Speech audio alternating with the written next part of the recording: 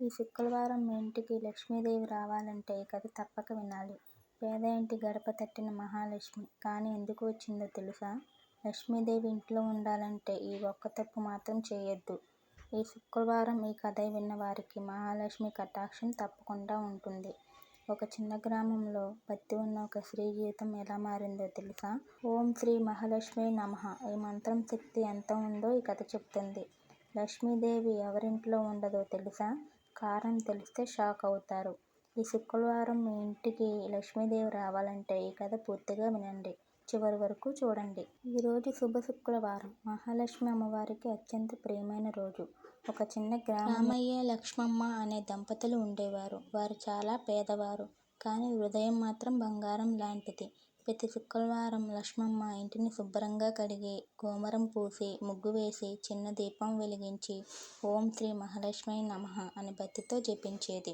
ఒకరోజు గ్రామంలోకి ఒక వృద్ధురాలు వచ్చింది. ఆమె ఆకలితో అలమటిస్తుంది. చాలా ఇళ్లకు వెళ్ళింది. కానీ ఎవరూ తలుపు తీయలేదు. చివరికి లక్ష్మమ్మ ఇంటికి వచ్చింది. లక్ష్మమ్మ దగ్గర ఉన్నది కేవలం కొద్దిగా అన్నం మాత్రమే.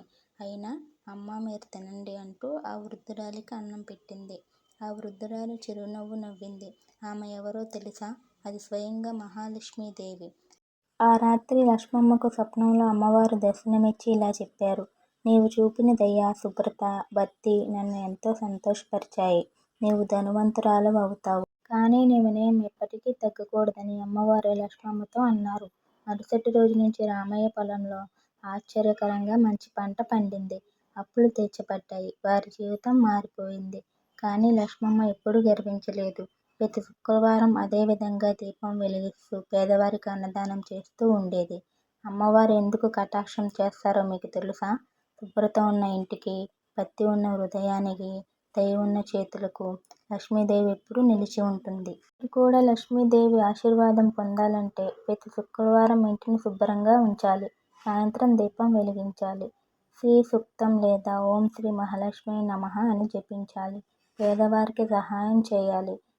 అసూయ, అహంకారం దూరం పెట్టాలి. భక్తితో పిలిస్తే అమ్మవారు తప్పకుండా మీ ఇంటి తలుపు తడతారు.